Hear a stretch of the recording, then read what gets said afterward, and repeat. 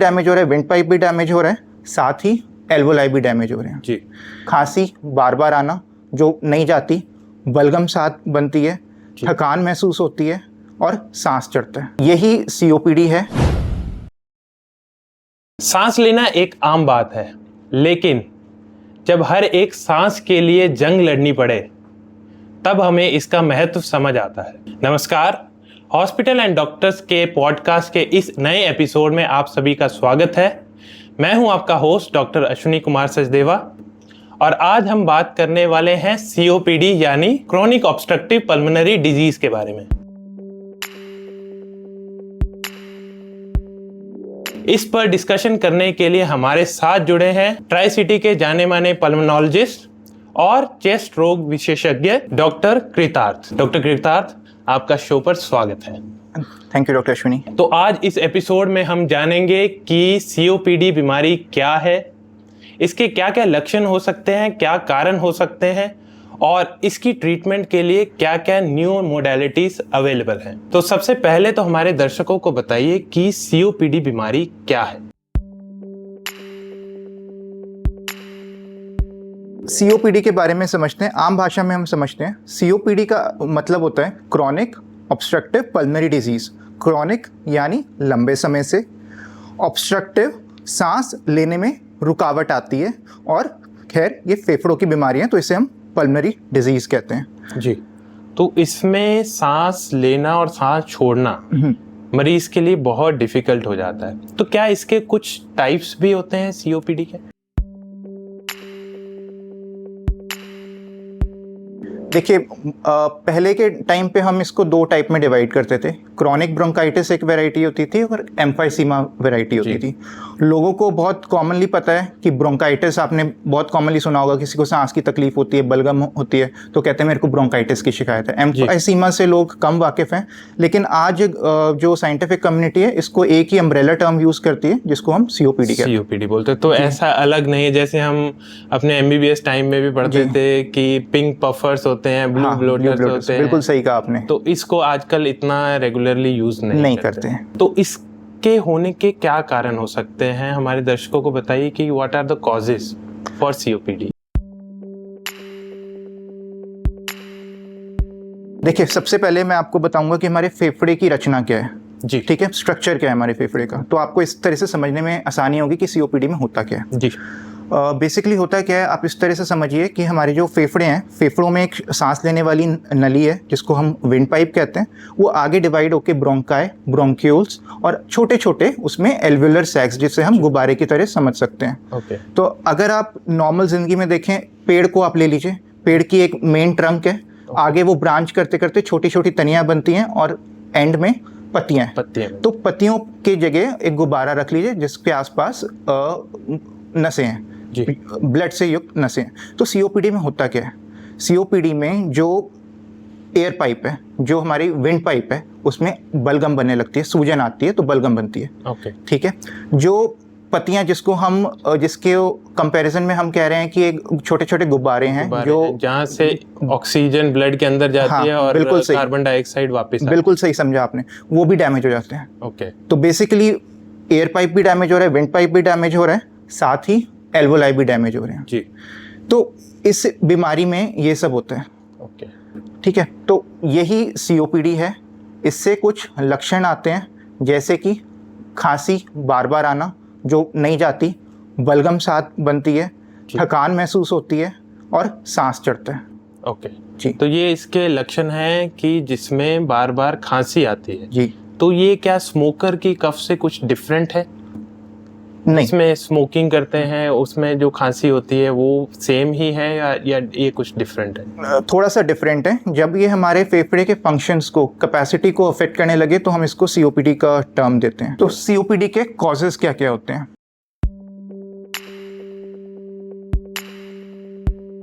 मुख्य तौर पे स्मोकिंग, जी, धूम्रपान, सिगरेट स्मोकिंग, बीड़ी फूकना, ये सब सीओपीडी पैदा करते हैं। ये थोड़ा सा वेस्टर्न वर्ल्ड में कॉमन है, पश्चिमी देशों में कॉमन है, लेकिन हमारे देश में इससे ज़्यादा इंपॉर्टेंट क्या है, नॉन स्मोकर सीओपीडी भी होता है। ओके। नॉन स्मोकर सीओपीडी क्या है, जैसे आप देहात में देखते होंगे, गांव में देखते होंगे कि औरतें जो खाना है वो लकड़ के ऊपर बनाते हैं या बायोमास फ्यूल के ऊपर बनाते हैं, तो उससे जो धुआं पैदा होता है वो भी COPD करता है। ओके। तो स्मोकिंग के अलावा एक ये कॉज है। फिर एयर पोल्यूशन बहुत इंपॉर्टेंट कॉज है। तो ये जो कॉजेज़ होते हैं जनरली एडल्टहुड में, मतलब 40 साल की उम्र के बाद देखे जाते हैं। ऐसा नहीं है कि 40 साल की उम्र से पहले ये कॉजेज़ होंगे। जो 40 साल से उम्र से पहले अगर किसी को COPD है तो उसमें क्या क्या कॉज आते हैं। किसी के अगर जन्म के समय बर्थ वेट लो था, प्रीमेच्योर था, या कुछ जेनेटिक डिफिशिएंसी थी, एबनॉर्मलिटी थी, जिसको हम अल्फा-1 ट्रिप्सिन डिफिशिएंसी कहते हैं, तो उसके कारण भी COPD हो सकता है। तो लंग में डैमेज या तो बर्थ के टाइम या कुछ जेनेटिक कॉजेज के कारण भी हो सकता है, but majority of the time ये स्मोकिंग के होने वाले धुएं या फिर अदर कॉजेज जिसमें एयर पोल्यूशन या फिर बायोमास फ्यूल जो हम लोग यहाँ बर्न करते हैं खाना बनाने के लिए फीमेल्स करते हैं, वो आपने बताया कि ये मेजर कॉजेज हो सकते हैं। इसके क्या क्या लक्षण होते हैं, कैसे हम इसको बाकी लंग की डिजीजेस से डिफरेंशिएट कर सकते हैं?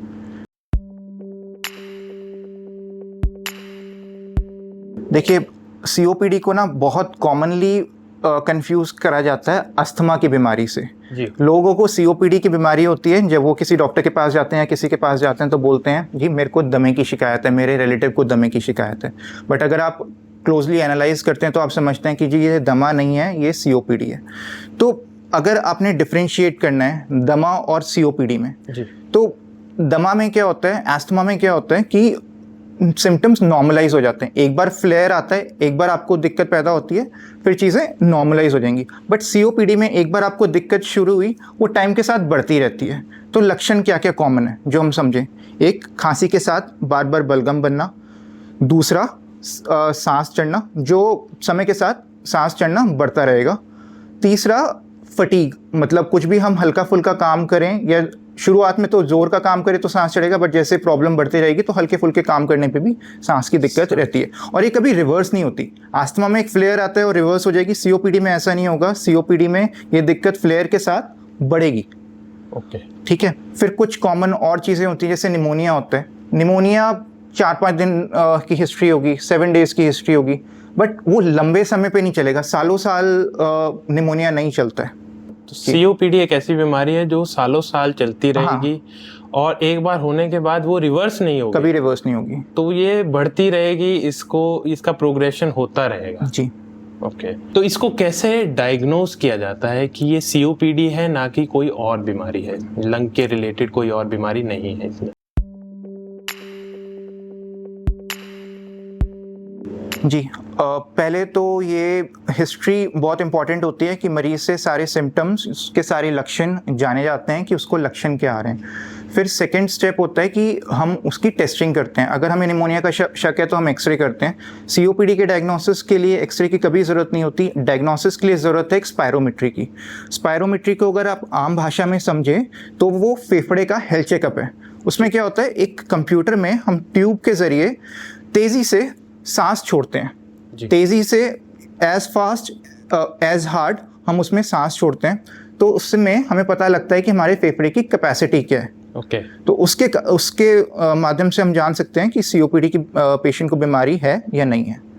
कुछ और टेस्ट होते हैं, जैसे CT स्कैन होता है छाती का, ब्लड लेवल्स हम करते हैं, ब्लड टेस्ट करते हैं जेनेटिक डिफिशियंसी के लिए। वो थोड़ा रेयर इंस्टांसेस में कम यूज़ करते हैं, बट जो प्राइमरीली डायग्नोसिस के लिए टेस्ट है वो स्पायरोमेट्री है, जिसको हम PFT कहते हैं। PFT यानी कि पल्मोनरी फंक्शन टेस्ट। उसमें सांस लेना है एक मशीन के अंदर, उसमें हमें सारा पता लग जाता है कि क्या बीमारी है, कहाँ पे रुकावट है या कुछ और भी लंग में कहीं और प्रॉब्लम है, वो भी उसमें आ जाता है डेफिनेटली।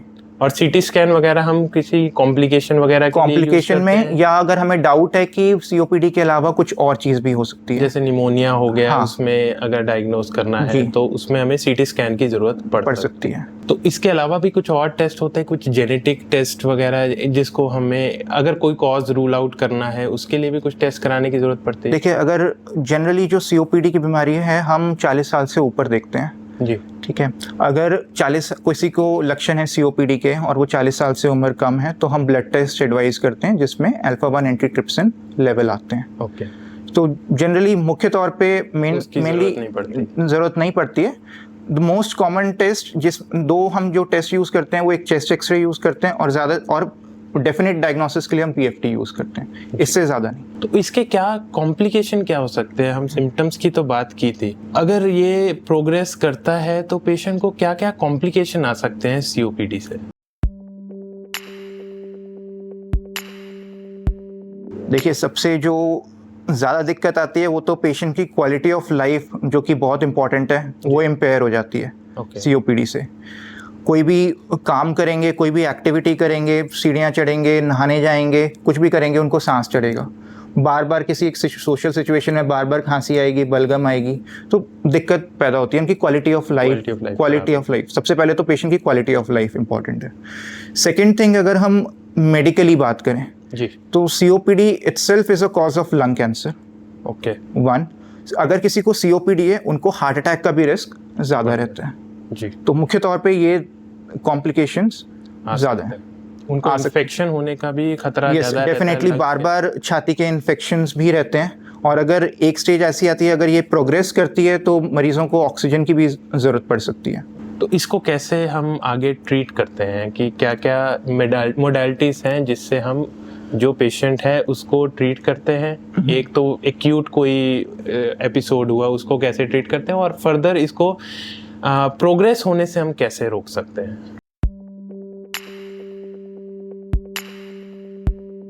बिल्कुल सही पूछा आपने, लेकिन मैं आपसे आपको बात कॉशियस करना चाहूँगा कि दो चीज़ें हैं। एक है कि हाल के दिनों में कुछ फ्लेयर आया है जी, हमने उसको ट्रीट करना है। एक चीज़ है कि लंबे समय से चल रही है, कुछ फ्लेयर नहीं था बट बीमारी चल रही है, दिक्कत है, तो हमने उसको कैसे ट्रीट करना।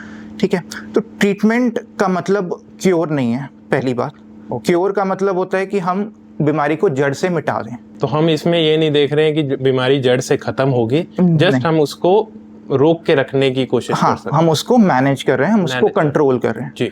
तो उसको कंट्रोल करने का या मैनेज करने का हमारा टारगेट क्या है कि पेशेंट की क्वालिटी ऑफ लाइफ इम्पेयर ना हो, और कभी बीमारी इतनी सीरियस ना ले, कोई कॉम्प्लिकेशंस ना हो जिसके कारण पेशेंट को अस्पताल में भर्ती होना पड़े या अस्पताल में इमरजेंसी रूम जाना पड़े और कल को जान को जोखिम पैदा हो जी। ठीक है, तो अब बात आती है मैनेज कैसे करा जाए। अगर तो लंबे समय से बीमारी चल रही है तो क्या क्या मेडिसिन हैं, क्या क्या चीज़ें मार्केट में हैं, क्या क्या हम चीज़ें देते हैं। सबसे पहले तो हम ब्रोंकोडायलेटर्स होते हैं। ब्रोंकोडायलेटर्स को अगर आम भाषा में समझे, ब्रोंको मीन्स विंड पाइप, जो सांस की नली है, डायलेटर्स मीन्स जो उनको खोलती हैं। तो वो मेडिसिन ओरल फॉर्म में भी उपलब्ध हैं और इनहेलेशनल फॉर्म में भी उपलब्ध हैं, तो हम ब्रोंकोडायलेटर्स देते हैं। इसके अलावा मेडिसिन आती हैं जो ओरल मेडिसिन आती हैं। ओरल मेडिसिन भी ऐसे हेल्प करती हैं। कुछ मेडिसिन होती हैं जो इन्फ्लेमेशन कम करती है, अगर फेफड़ों में सूजन है उसको कम करती हैं। कुछ मेडिसिन होती हैं जो बलगम बन रही है तो बलगम को पतला करने में हेल्प करती हैं कि मरीज आसानी से बलगम को बाहर निकाल सके और उनको सांस में थोड़ा सा रिलीफ आए। तो ये जनरली हम क्रॉनिक उसमें यूज़ करते हैं। बट किसी को अगर एक्यूट फ्लेयर आया है तो क्या करें, तो फिर देखा जाता है कि सिवियरिटी क्या है फ्लेयर की जी। नॉर्मली हम एक 5 दिन का शॉर्ट कोर्स स्टेरॉइड्स देते हैं फ्लेयर को ट्रीट करने के लिए।